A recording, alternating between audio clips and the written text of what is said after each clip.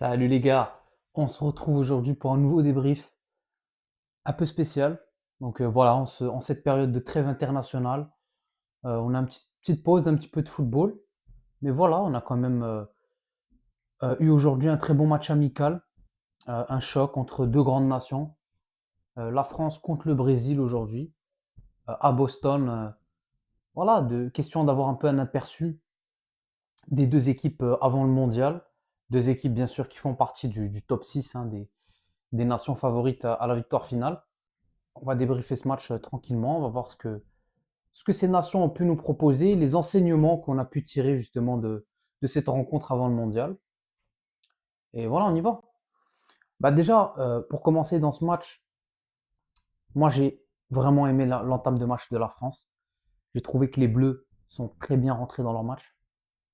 On a vu une France voilà, qui joue super bien dans les petits espaces, qui installait vraiment sa domination dans le camp brésilien. Le Brésil qui, dès le début du match, on le voyait avec une tactique assez défensive, un bloc assez bas et essayer d'exploiter les contre-attaques. Ça, ça a pu fonctionner à certains moments. On a vu des occasions intéressantes, notamment Martinelli en début de match, frappe à côté du cadre. Mais voilà, de manière générale, j'ai trouvé une première mi-temps quand même très bien gérée par les Français, honnêtement. Au milieu de terrain, j'ai vu un Chouameni en mode vraiment ratisseur de balles, des très belles récupérations, qui continue vraiment sur sa forme, hein, comme au Real. Justement, il récupère un super ballon sur le premier but de la France, transmet à Dembélé, Dembélé en profondeur. Et voilà, Mbappé, les gars. Vous connaissez, moi, c'est pas un joueur que je porte beaucoup dans mon cœur, mais force est de constater que c'est le meilleur au monde dans deux choses, les gars. Lancer en profondeur, c'est le meilleur joueur au monde, et à la finition, c'est le meilleur joueur au monde. Dans ces deux domaines-là, les gars, Mbappé, il est imprenable. Il est imprenable. C'est le monstre sur ces deux domaines-là. Et voilà, aujourd'hui, quand tu lui laisses l'espace de s'exprimer comme ça, bah voilà, il va te faire mal et il met un super piqué, vraiment. Un but de classe mondiale, clairement, un but d'attaquant. Donc, ouais, la France qui prend les devants dès la première mi-temps, vers la 30e minute. Ensuite, petit tournant du match, on a ce retour des vestiaires des Brésiliens qui est de grande classe. Franchement, j'ai aimé le retour des vestiaires des Brésiliens qui sont venus avec un peu, voilà, déterminés, notamment un excellent changement, j'ai trouvé, de Carlo Ancelotti. Le fait de sortir Rafinha à hauteur d'une assez mauvaise performance. On va revenir sur lui juste après. Et fait rentrer Luis Enrique, un joueur que je ne connais pas vraiment, qui joue au Zénith Saint-Pétersbourg. Quelle rentrée il fait, les gars, franchement. Sur le côté à Théo Hernandez, il a fait beaucoup de mal. Beaucoup de différences, de la vivacité, des différences, tout ce qui manquait au Brésil qu'en première mi-temps. Et ils se sont procurés des occasions, les Brésiliens, franchement, pendant je dirais les 15-20 premières minutes de la deuxième mi-temps. Bah, il y a beaucoup d'occasions, d'actions intéressantes côté brésilien, mais voilà, ça finit pas. Tu sais, il y a pas de finisseur, je trouve. Et ça, c'est peut-être un truc que je me demande, c'est pourquoi ne pas avoir fait rentrer Joao Pedro dès le début du match. C'est voilà, petit questionnement. Pour moi, Joao Pedro, il doit y être, hein. Il doit être titulaire de cette équipe-là. Je sais pas, Ancelotti, il a voulu démarrer le match avec une sorte de système à deux, avec Vini, Rafinha, en dessous, Cunha, Martinelli. J'ai pas trop aimé l'animation offensive brésilienne, franchement. Jusqu'à justement cette entrée de Luis Enrique. Mais voilà, un Brésil qui voilà, reprend un petit peu plus l'ascendant.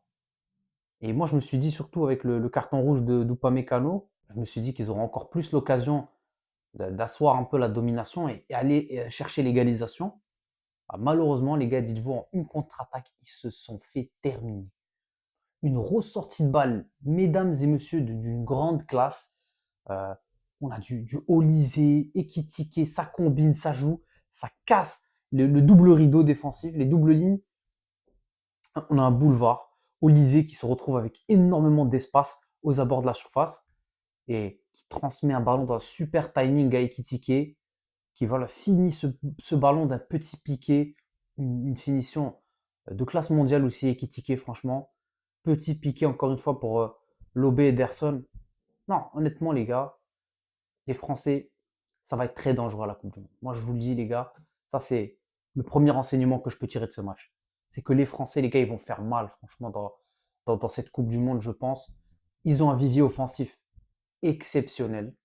Et on va parler des tops et des flops. Parce que notre ami Michael Olise, les gars, on va venir à lui. Mais auteur d'une excellente prestation, lui aussi. Et voilà, ça, c'est vraiment l'enseignement numéro un qu'on peut tirer de ce match.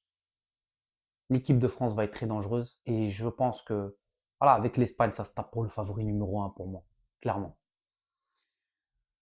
Donc voilà, la France qui met le deuxième, qui met ce coup de massue au Brésil.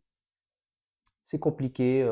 Mais voilà, en fin de match, on a ce sursaut d'ego qui survient en toute fin de match et remettre un peu plus d'intensité. Ils arrivent à aller mettre un but de la part de Bremer sur un coup franc obtenu par Vinicius. Et bon, et ils poussent jusqu'à la 90 plus 7, mais ils n'arrivent pas à chercher cette égalisation. Et voilà, ça va finir donc 2-1 pour les Français.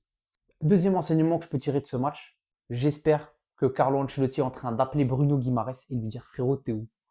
Parce que Casemiro, ça va pas être possible, les gars. Pour une Coupe du Monde, avec tout le respect, Casemiro, vétéran, tout ça, mais moi je le mets pas. Titulaire dans un match comme ça, intensité, Coupe du Monde et tout, il a pas le niveau, les gars. Il a pas le niveau. Moi, je respecte énormément Casemiro, légende du Real, légende du football, mais Bruno Guimaraes, il doit vite revenir et reprendre sa place de titulaire dans ce milieu brésilien, parce que ouais, ça s'est senti. Ça s'est senti clairement à l'absence du joueur de Newcastle aujourd'hui. Dernier enseignement qu'on peut tirer, les gars, l'animation offensive brésilienne. Ancelotti va devoir trouver une solution. Parce que pour moi, tu as des joueurs de talent. Comment tu n'arrives pas à faire cohabiter des Rafinha, des Vini, des Cunha, des João Pedro? Les gars, il y a tellement de joueurs intéressants côté brésilien. Et pour moi, c'est pauvre, les gars. Et je trouve qu'il manque pertinemment de ce milieu de terrain qui est capable de faire le lien entre le milieu et l'attaque. Qu'on a retrouvé du côté français. On va en parler juste après. Mais aujourd'hui, t'en manques. Tu es en manque de ça au Brésil, clairement.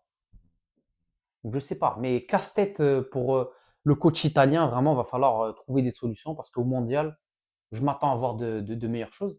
Après, nous, côté marocain, les gars, on est, voilà, on est content, les gars, si le Brésil, ça reste comme ça, franchement. Ils sont prenables, hein. Franchement, ils sont prenables. On a vu aujourd'hui, ils sont clairement prenables. Bref, on va finir, les gars, avec les tops et les flops de ce match. En top, pour ma part, j'ai envie de mentionner Michael Olise. Hein, j'en ai parlé un petit peu au courant du débrief, mais il est beaucoup trop fort. Il est beaucoup trop fort. Et Michael Olise, les gars, bah en fait, c'est le symbole de ce renouveau de cette équipe de France depuis le départ d'Antoine Griezmann. C'est lui qui a les clés du camion niveau création de jeu. Et ça se voit dès le début du match. Il est là, il embête les Brésiliens entre les lignes. Il est très bas sur le terrain, à créer, à dribbler, à envoyer des très bons ballons dans les petits espaces, entre les lignes, etc. C'est un poison, les gars. C'est un poison, Michael Olise. Et justement, le Brésil a manqué d'un joueur de ce style aujourd'hui. Ensuite, j'ai envie d'enchaîner sur Mbappé, Kylian Mbappé quand même. On est obligé d'en parler. Finition de classe mondiale. Je trouve qu'il fait une assez belle performance. J'ai bien aimé son match. Niveau intensité, niveau. Voilà, on sent que c'est un Mbappé version Coupe du Monde et on sait que c'est un des joueurs les plus dangereux au monde quand c'est version Coupe du Monde, les gars. Mbappé, il fait très mal. Et aujourd'hui, il le montre encore avec ce super but. Autre joueur à qui j'aimerais donner une petite mention en attaque, c'est Hugo Ekitike, qui est voilà aujourd'hui, j'ai aimé sa performance aussi, buteur, mais aussi très impactant dans le jeu. Je trouve qu'avec Mbappé, c'est assez complémentaire honnêtement. J'aime bien les petites combinaisons, que ce soit avec Mbappé ou Olise, c'est complémentaire. Et je trouve en fait qu'il est capable de bien s'agencer à Mbappé. C'est-à-dire que quand les moments où Mbappé va un peu plus écarter à gauche, lui il va aller se déporter un peu plus dans l'axe pour laisser Mbappé l'espace. Inversement, quand Mbappé garde plus l'axe en tant que numéro 9, et qui va venir chercher un peu plus le couloir gauche. Tu sais, j'ai l'impression qu'il y a une assez belle entente entre les deux et qu'ils sont capables de permuter sur le front de l'attaque quand même assez facilement. Donc ouais, ça c'est un très bon point positif et je pense qu'il est en train de cimenter sa place de titulaire dans cette équipe, hein, franchement. Euh, il le mérite, il le mérite. Il est auteur d'une excellente saison avec Liverpool, un des meilleurs dans le marasme des Reds cette saison. Donc c'est top pour lui. Sinon les gars, pour les flops, j'ai envie d'aller sur Théo Hernandez. Franchement, Théo Hernandez, les gars, je ne l'ai pas trouvé épatant. Euh, je trouvais qu'à l'entrée de Luis Enrique, lors de la seconde période, ben, il a mangé le bouillon à plusieurs reprises, franchement. Pas un très bon match de sa part, clairement. J'ai ensuite envie d'aller côté brésilien sur Rafinha. Rafinha que j'avais mentionné un petit peu au début. C'est quoi ces disaster class Rafinha? Mais qu'est-ce qui se passe? Et c'est là qu'on sent que Rafinha, en fait, c'est un vrai joueur de système, quoi. Rafinha sous flic, c'est un joueur. Rafinha version Brésil, c'est un autre joueur. Aujourd'hui, il est pas bon, les gars. Il rate tout ce qu'il fait techniquement, il n'y a rien. Il n'y a aucun danger venant de sa part, alors que c'est un des tauliers normalement avec Vinicius. Bah, aujourd'hui, franchement, mauvaise performance. Et Carlo le sort assez vite, notamment justement à la mi-temps pour faire entrer Luis Enrique. Et on a senti automatiquement que ça a redynamité cette équipe. Donc voilà, on espère un Rafinha qui peut-être va se réveiller parce que voilà, ils ont besoin de son talent. Les Brésiliens ont clairement besoin de son talent à la Coupe du Monde. Pour finir, les gars, dernier flop.